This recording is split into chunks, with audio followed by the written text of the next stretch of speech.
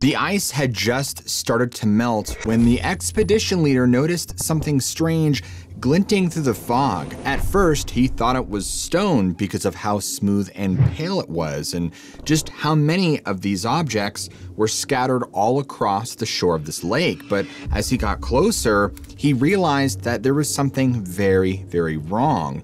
There were hundreds of these objects, and they were everywhere along the shore. This ranger's name was H.K. Madwell, and his discovery would turn a remote Himalayan lake into one of the most chilling mysteries on Earth. You won't want to miss this one. In August of 1942, a forest ranger named H.K. Madwell was leading a small expedition through the treacherous terrain of the Himalayan mountains in northern India. Despite the extremely dangerous conditions of this region and the fact that he's 16,500 feet up, Madwell was very familiar with it because he had worked here for years. He had trudged up and down these slopes a lot, so he was very comfortable leading this group. Despite it being in August, because of their elevation, it had been snowing a lot recently. The dense snow significantly slowed the process, and the icy conditions made the experience worse. They were traveling between the towering peaks of Trishul and Nanda Devi when they set up camp for the night. Because they were so close to their destination, Madwell spent extra time that evening ensuring that all their food was rationed and they had enough supplies to make the return trip back. And he was just so excited that night that he actually had problems sleeping. In addition to, the freezing cold, brutal temperatures, because that also played a role. By early the next day, the expedition had broken down their camp and continued onward toward their destination. Now, despite it being August, and it's only the 2 months of the year where the snow and ice temporarily melt away, there was still enough on the ground that made the journey difficult. I mean, this expedition was planned this time for not just this reason, but also because where they were headed wouldn't be frozen at all, or so they hoped. The last major challenge the expedition had to make it through was to reach the top of a ridge deep in the mountains. And it took them a little while, but once they all reached the top, they could just barely make out the small oval of water sitting at the bottom of a rocky basin below. Madwell was completely overjoyed, as was his expedition, because this was great news. Their destination was right there in front of them. So everybody began to descend down into the rocky basin below, and in a way, their excitement kept them from noticing what was out of place, at least until they got a little bit closer. And as they began to close in the distance between them and this lake, all of them thought they were seeing these strange looking rocks or some kind of debris that they had never seen before. That whatever this was had to have been uncovered by the melting snow. But there was something really wrong about these rocks, because they didn't look like typical rocks that you'd find along the shore of any lake. Many of them were either too long or simply too narrow, but they weren't all that large. Strangely, they were all this pristine white, as if they had just been bleached by the sun. And once the team drew close enough, they realized what they were looking at. Scattered around the edges of this lake and partially submerged in the water were hundreds of human bones. They didn't look very old, and many of them were not fully decomposed. In fact, several of the skeletons still had flesh attached. The expedition realized for the first time in that moment that they were looking at the scene of a massacre. There were human remains literally everywhere, and by this point, everybody in the group was in a frenzy, and many of them were second-guessing this expedition altogether. Between the terror and confusion, because remember, this is in a very remote and sacred region of the Himalayas, so to stumble upon what appeared to be hundreds of dead bodies isn't just disturbing, it felt like they're cursed, and that they may very well fall victim to the same fate that all these people did. Not exactly sure what they should do next, The porters, who helped carry the luggage for the expedition, all turned as a group and ran back up the basin and out of view. They flat out refused to stay another moment in this place of death for fear that they were next. Madwell was just as terrified and confused, but because of his career as a forest ranger, he felt driven by his duty and integrity, regardless of how horrible or strange the situation was. Madwell and his assistant made the decision that they were going to stay behind and get to the bottom of this. They knew that they wanted time to thoroughly examine all the remains and look for clues, but they realized that they were potentially dealing with something unnatural, like a horrific curse, and that this is why there were just so many bodies up here. But deep down, they really wanted to just feel validation and find that there was a scientific explanation behind all of it. For the next several hours, many of the men carefully made their way around the lake, documenting everything they could find. They took pages of notes and all sorts of measurements as best they could with the materials and tools they had. During this, they found other strange things. There weren't just skeletons. They also found various personal items of all shapes and sizes. Everything from bamboo sticks to wooden utensils and, strangely, umbrellas that were scattered among the remains in the snow and ice. But the strangest of all were leather sandals, and let me tell you why. Because Madwell had been living in this region for a very long time, it would be obvious that he was aware of the typical footwear worn by people in the region. They're a kind of sandal called chapals, and they were noticeably larger than any of the sandals worn by people in the region.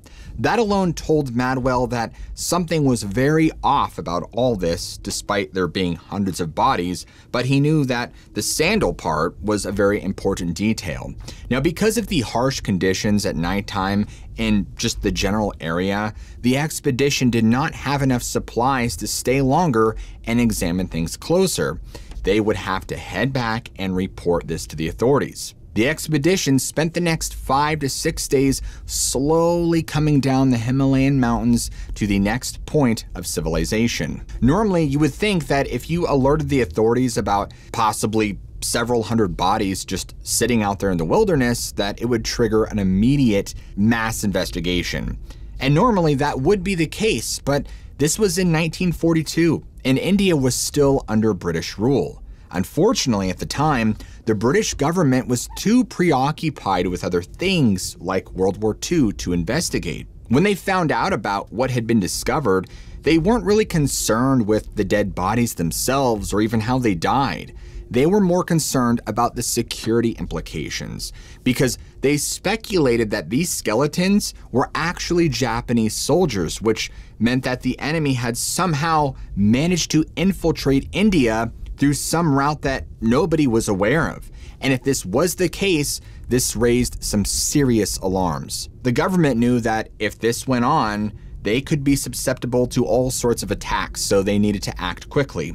They launched their own investigation, again, not to get to the bottom of why the skeletons were at this lake, but rather just to find out whether or not their presence alone posed a threat to the war effort. After some time, the government felt as though they had sufficiently investigated and determined that all the bodies were in fact not from Japanese soldiers, and therefore their presence in India did not pose a threat at all. Again, Britain didn't really spend a whole lot of time from an archaeological perspective trying to find out the mystery behind the bodies. They just wanted to make sure that they were safe, so any investigation that was done was very surface level, at least to the public. But even in their investigation, they concluded that these bodies were much older than anyone originally thought.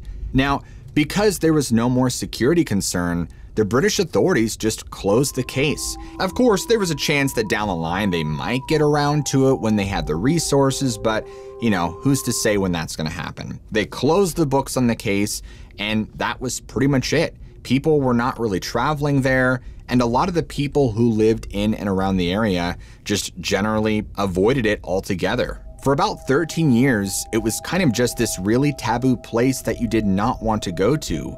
It was believed that whoever these people were that were found had clearly died because, again, they were cursed. End of story. But in 1955, a government deputy minister in newly independent India decided to publicly announce to the world the existence of these skeletons. And it was because of his announcement that this discovery gained widespread attention. At this point in 1955, World War II was over, and India was now governing its own affairs. It was at this point that the first official investigation was launched in pursuit of actually figuring out who these skeletons were. But remember, just like the expedition 13 years before, this was no small undertaking. I mean, this lake required quite a bit of a trek, and to get there, one had to travel 30 miles over very rough terrain that takes about 5 days from the nearest settlement. And this is a journey that will truly test any seasoned traveler because, I mean, you're going through thick oak forests and alpine meadows all across the Himalayas. It's freezing cold at night, and there's not a lot of coverage depending on where you are.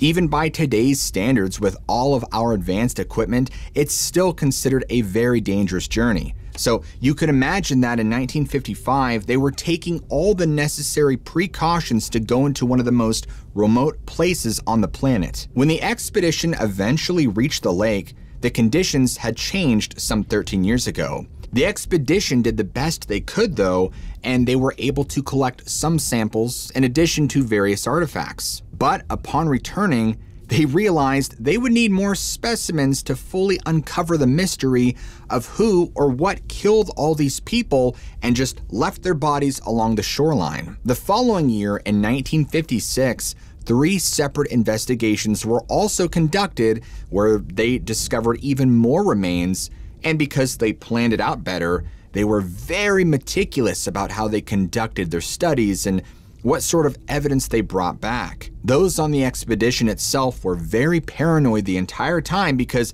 they too were convinced that this was cursed land, and that's why all these people had perished. They were risking their lives to be a part of this expedition for science, and fortunately, none of them died during this in-depth investigation, but they were still pretty perplexed by the data they got back. Right away, they started comparing all the ages of those who were deceased along the shoreline and realized that the majority of them were healthy, middle-aged adults around 35 to 40. And there were even a few elderly. So surely this had to mean something, right? Well, what was also revealed in their forensic analysis is that these weren't random people from around the region or even people who were traveling from far away. There were 2 genetically distinct groups among the bodies, but they couldn't exactly pinpoint what race or where on the earth they had come from. All they can make out was that one group was notably taller and had longer and narrower skulls, the same ones who had also had the oversized sandals that Madwell noticed back in 1942. The other group of remains came from those with smaller, rounder heads. They can conclude that there were definitely relatives among these bodies, but again,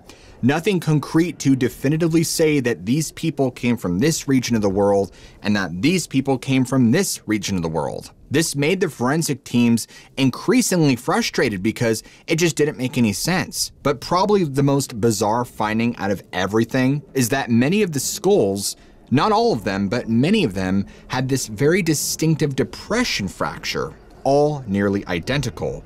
That meant that these people were struck on top of their skull from a blunt, round object. Not all individuals showed this consistent head trauma, but there was more than enough to create a pattern that demanded an explanation. The forensic team started thinking that this was possibly some kind of cult ritual or maybe a suicide pact. They weren't really sure.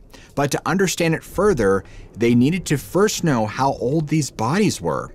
And at the time, the expedition reached out to Oxford University and sent them the remains to conduct radiocarbon dating on the skeletons. Radiocarbon dating is obviously far from perfect, so they got second opinions as well, just to try to get a ballpark to figure out what they were dealing with. The consensus was that whoever these people were, they had died sometime between 500 and 800 years ago, so obviously very old remains. Now keep in mind that even after all of this detailed forensic analysis, they still weren't really closer to solving anything. I mean, sure, they had some answers about genetics to an extent, and they had some rough ideas, but they weren't sure what to make of it all. Years later, in 2003, National Geographic decided that, you know what, they're going to conduct their own expedition and figure this out once and for all.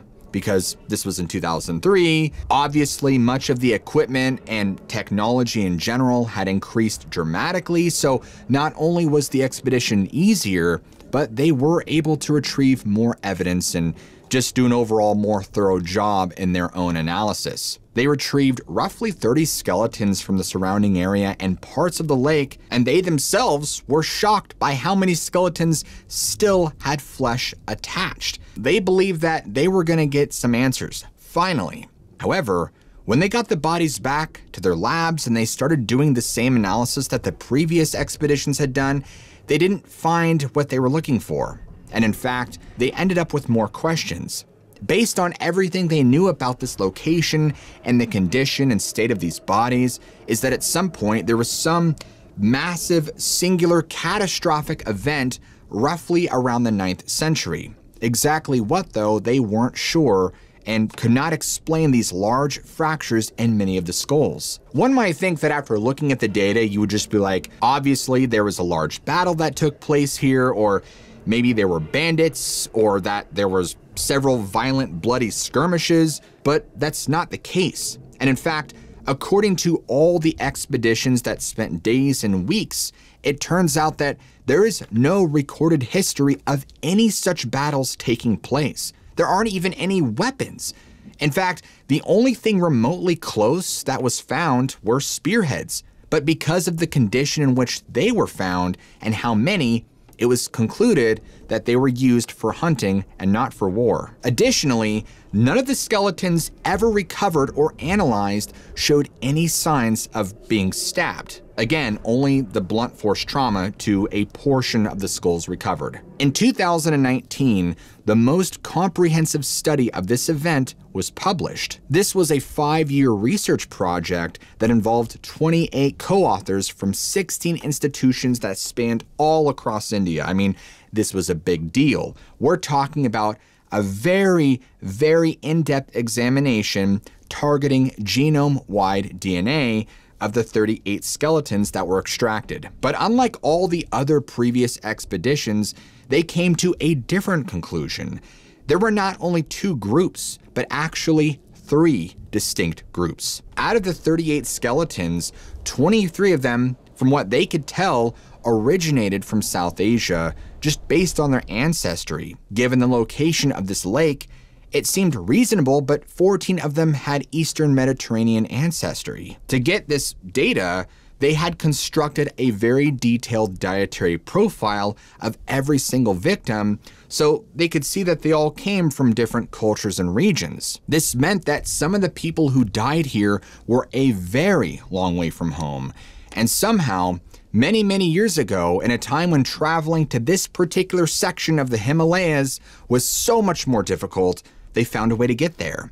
You need to understand that hundreds of years ago, traveling to this extremely remote lake in the Himalayas would have been outright impossible for the majority of the population. Whoever these people were had clearly put a lot of effort and time into traveling. For what reason, no one knew, nor did they know how or why they had died in the manner of which they did. To make matters even stranger, when they used new dating techniques to try and see if they could pinpoint the exact dates, they realized something. They initially thought that everybody had died at the same time from some singular catastrophic event, but the data showed something different. A group of them had died roughly 200 to 300 years ago, but the rest of them died many, many, many years prior to this, which meant that groups of people would travel to this location and die somehow and just be left there. Pretty much all teams who spent a lot of time going over all the data who were looking into this were flabbergasted. This is a location that is so remote and inhospitable and is not near any major or known trade route. It's not really somewhere you can just mistakenly wander off into. You have to know exactly where you're going, and people have to deliberately travel here. One of their theories was that all these people had actually died because of some ancient pathogen. Maybe they had become infected somehow and were sent here as an effective means to be executed and kind of kept away from the rest of civilization. However, once it turned out that there wasn't any evidence to support that theory, all they could do is look to a legend within their own region that could possibly explain what was happening. It's said that a king and queen once embarked on a great pilgrimage to honor the goddess Nanda Devi, which the mountains to the northeast of this lake are named after. The pilgrimage did not end at this lake, but at another lake known as Roopkund Lake. But in order to reach Roopkund Lake, you had to travel directly around this lake with all the bodies. And at the time, there were very strict rules that prohibited women, children, elderly, leather goods, and various other things beyond certain points of the trail, so it was a very strict journey. But the king and queen made a vital mistake. For whatever reason, they broke the sacred set of rules and brought with them women, children, musicians, dancers, all beyond the allowed points, knowing full well what they were doing. The gods and goddesses took great offense in this act of disrespect, and at the time, the pilgrimage were making their way through this lake when the hailstorm came, slaughtering all of them as an act of divine judgment. 1,000 years later, a completely separate pilgrimage traveled through this area and were also slaughtered. They couldn't conclude if the hailstorms had simply killed everybody or if that the hailstorms had just killed one group but then didn't kill the other. I mean, based on the skeletons alone, it seemed as if they had died of different causes and not all from the same thing. In recent years, a researcher named R.S. Neg decided to do some digging into this mystery and discovered that for the last several hundred years, there are historical records about people falling from this treacherous ridge nearby and falling to their death on the shores of this lake. So many people had died from falling off of this ridge that it earned the nickname Alley of Death. It was taken very seriously, and the government on multiple occasions warned travelers who would go out here to be very careful. Around 1931, they realized that with all the recent accounts coming in, they needed to take the situation much more seriously. In addition to people falling off this ledge and other people dying there in mysterious ways, there were pilgrims making a trek to this lake and making a sacrifice ritual known as Atmosarg. In Hindi, this translates roughly to self-sacrifice, but it's not a philosophical concept. It's a terrifying life or death decision. It means completely giving up your own self for a higher cause. Think of the slow, quiet, agonizing fate of a monk who simply stops eating and wastes away. But other than just outright banning access to the area of the Himalayas, there wasn't a whole lot that the government could do. In fact, even with the expeditions going on and them doing all of this forensic analysis to try and figure out what was happening, the government kind of just had to leave this site alone. I mean, what else could they possibly do? As time has gone on, stories about this lake and what's happened here have naturally made their way out into the world. In 2009, in an effort to capitalize on this and, try to restore the reputation of this site, a company out of Bangalore offered to take people out to this lake on these organized group treks.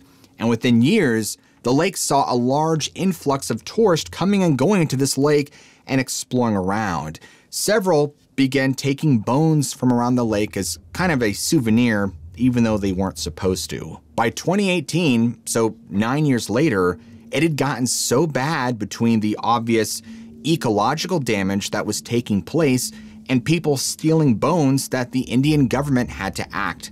They came in, they shut it down permanently in hopes that they would be able to save any endangered species and protect what little remains of this very unique archaeological site. Today, Nobody's sure exactly why people have died here and what the real answer is to this mystery. It's estimated that around 800 people have died here, and their remains are still there. The lake is called Roopkund Lake, or more ominously fitting, Skeleton Lake. And because you guys made it this far, I want you to all comment down below, no bones about it. So that way I know who made it to the end and who didn't.